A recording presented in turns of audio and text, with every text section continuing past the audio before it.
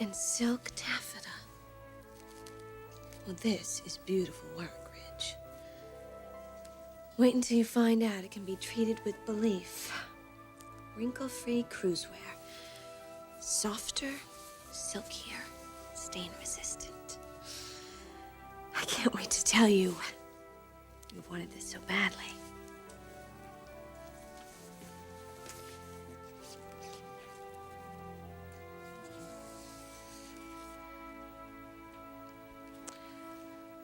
Together, you and I are going to revolutionize this industry. We'll be talked about, we'll be sought after, and best of all, we'll be together. Together.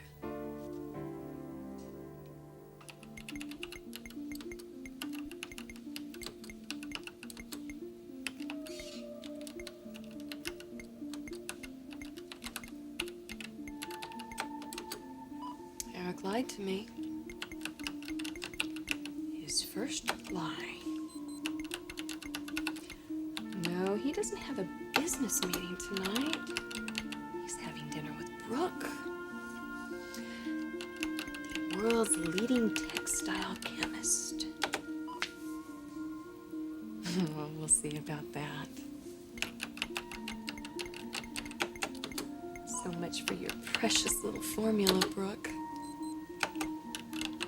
All that work, time, and effort for nothing.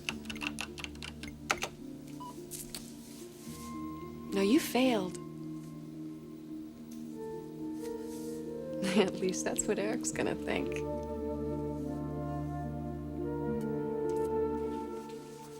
What about the crinoline? 100 bolts. Oh, good. You got all the colors? We got that weird blue-green stuff you wanted. Fantastic. You found the crystal teal. Bangkok. Well done. Thought I was gonna have to go down there myself and get it. You could probably use the vacation. You can say that again. By the way, I heard about your living arrangements, speaking of well done. Hey, none of this was my idea. Oh, sure. Really. So what's it like living with two women? Oh, it's, tiring. I'll bet. Actually, I don't get to touch either one of them. House rules. Yeah, right. I'm serious. You live with two women, your love life atrophies. I can't even remember how it feels. You'll have to do something about that, Thorne. Hell, I'm married now. Felicia's got a boyfriend, mother too. Dad's even got something going on. Yeah, Nurse Sheila. You know anything about that? Actually, I appreciate the invitation, but I have other plans tonight. Sheila? No, not with Sheila. Who? Stephanie, don't ask. You're not going to like the answer. You're not going out to dinner with Brooke. No, Brooke and I are not going out to dinner. Good. Brooke and I are having dinner at home. Hi, honey. Guess I brought you lunch today. Have 3 of your favorites here. Pastrami, spicy mustard, and, extra spicy meat. I'm already salivating. Brooke.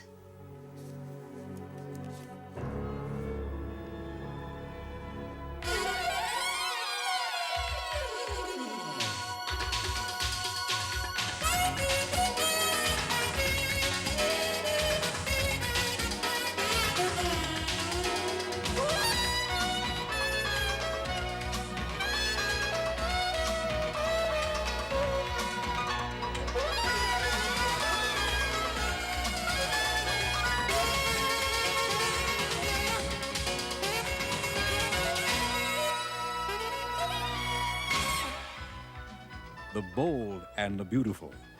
This portion sponsored by Dawn Dishwashing Liquid. It takes grease out of your way.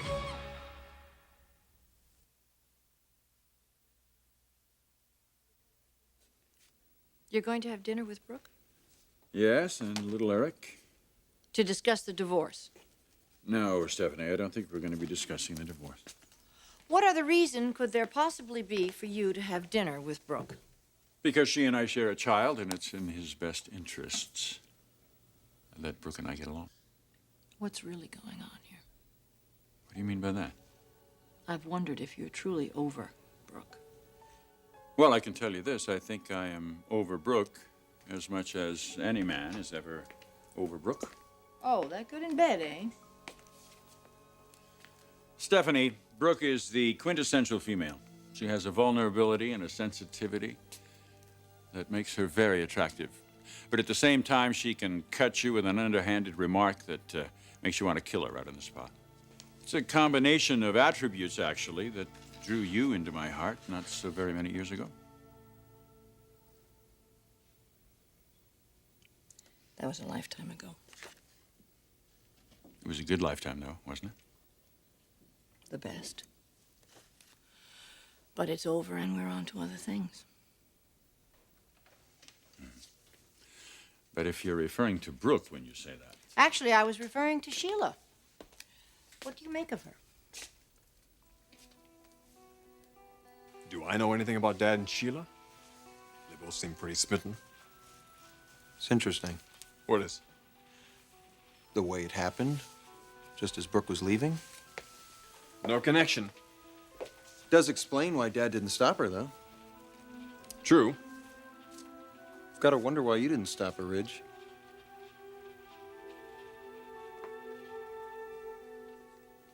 No, it isn't a vision. It's really me.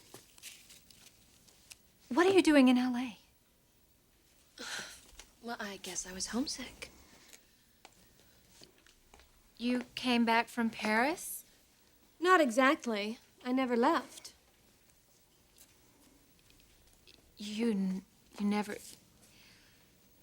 Who knows you're back? Stephanie and Eric. Rich? Does he know? He does, doesn't he? Taylor. What are you doing in this office?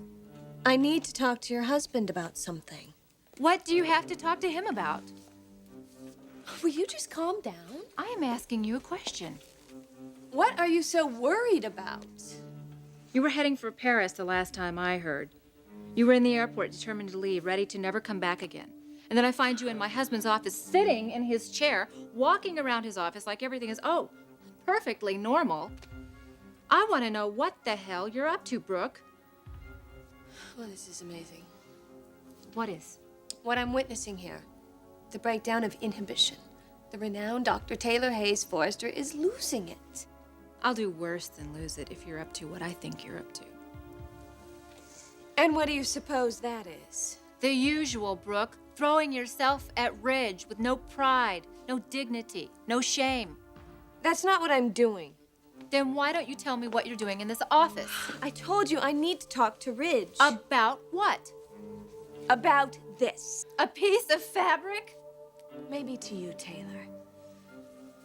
But to Ridge, it's more than just a piece of fabric. A lot more.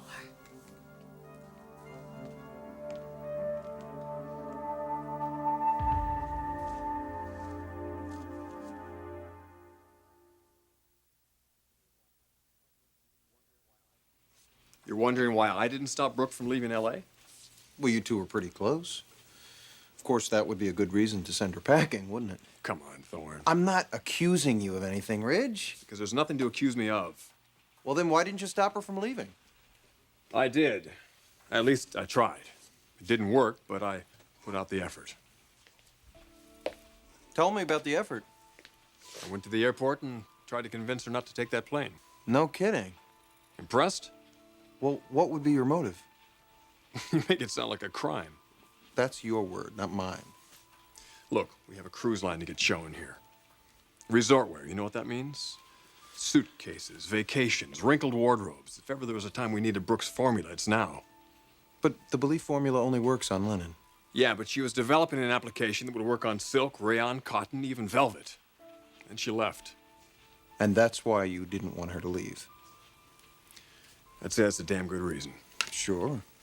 Was there any other reason? You really want me to unload here, don't you? Hey, I'm not gonna twist your arm, big brother. When you're ready, you know where you can find me if you feel like talking.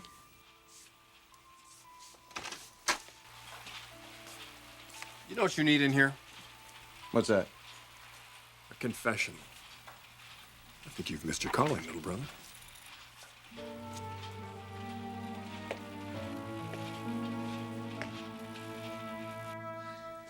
So you're here in this office for business reasons. That's the only reason I'm ever in this office, Taylor. Don't insult my intelligence, Brooke. Look, I think you and I should get something straight. Oh, you're damn right we'll get something straight. You made a mistake coming back here because Ridge is no more accessible to you now than he has ever been. Nothing has changed in that regard. I know that. You do. Yes. Ridge is happily married. I've accepted that, Taylor. And all the things that he said to Felicia about loving his wife and not wanting to see me anymore, I've accepted all of those things. And I'm ready to move on with my life. But not in Paris. That's not where I belong. I belong where my work is. And that's here in Los Angeles.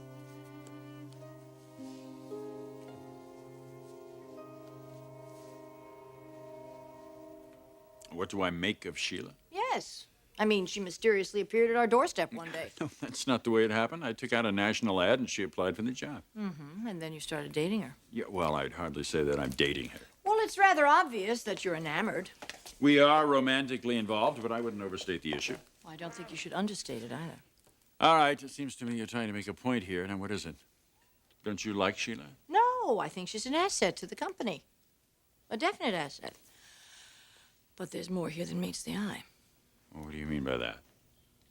Well, I think she's very resourceful. Extremely so. Well, that's normally a positive attribute. Resourcefulness is akin to opportunism. I will not let her take advantage of me, I promise you that. I should be so lucky. With the feelings that you have for Sheila, I'm rather surprised that you're going to have dinner with Brooke. Does Sheila know it? Yeah, she does. How does she feel about it? I'm not sure, actually. I'd find out. You don't want Brooke coming between you and Sheila. Although I'm sure Brooke would like that better than anything.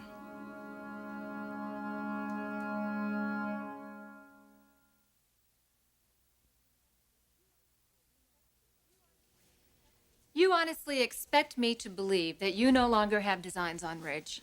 What you believe or don't believe is your business. All I'm saying is that I have more important priorities in my life than chasing after a married man.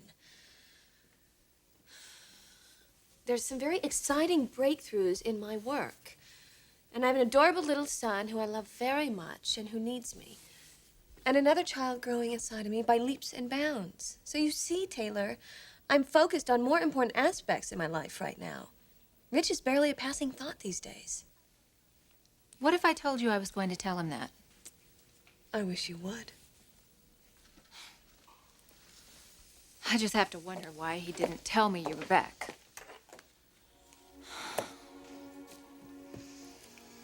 Well, I've taken up enough of your time. And I'm sorry if I misunderstood you, but if this is another ploy, I will know that. So keep it in mind. Goodbye, Brooke. No, Doctor. Why don't you stay here and wait for your husband? I'm sure you have a lot to talk about. What about this business you have to discuss with him? I'll send him a memo. Goodbye.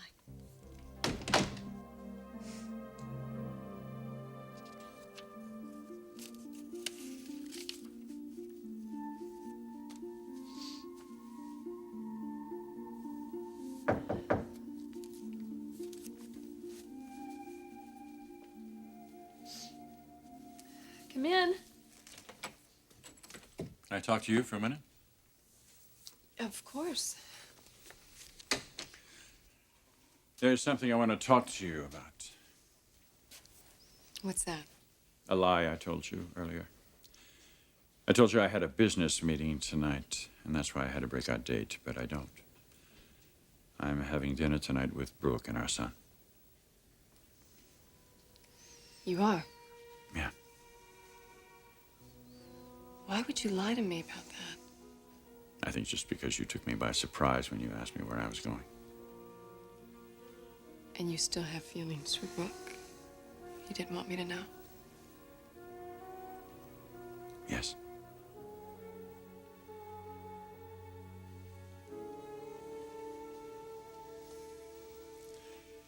But there's more to it than that, Sheila. Because I have very deep feelings for you, too, and I didn't want to hurt you by telling you I was going out with Brooke tonight. I'm sorry. I hope you'll forgive me. Eric?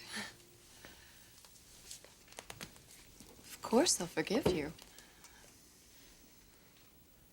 You coming here was a very admirable thing. I wouldn't have known otherwise. Well, that would have been a shame. Why? Because the person who suffers most in a lie is the liar, not the deceived. And I would have had to live with the fact that I had deceived someone who means a great deal to me. Well, you take telling the truth very seriously. It is very serious. If you can't live with the truth, then you can't live with reality. And what kind of a future would a person have in a world where they can't accept the way things truly are? In what way are things with us, Eric? Truly. I'm feeling closer and closer to you every day.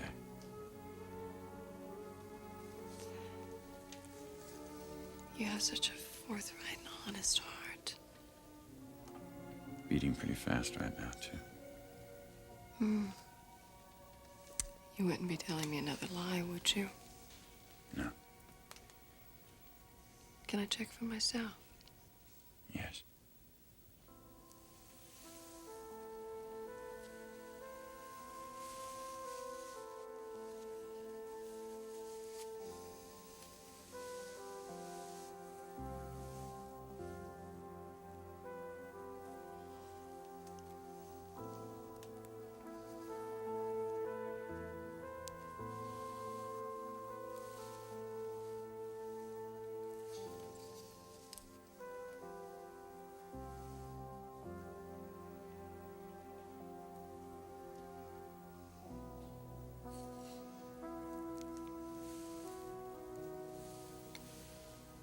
You're right. It's beating very fast.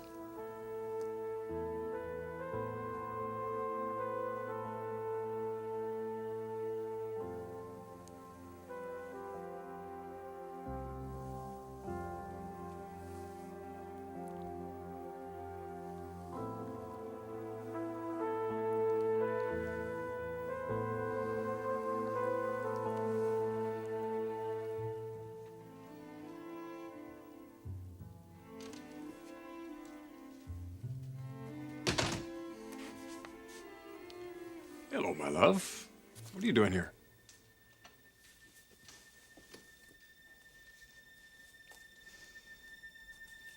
What's going on with us, Rich?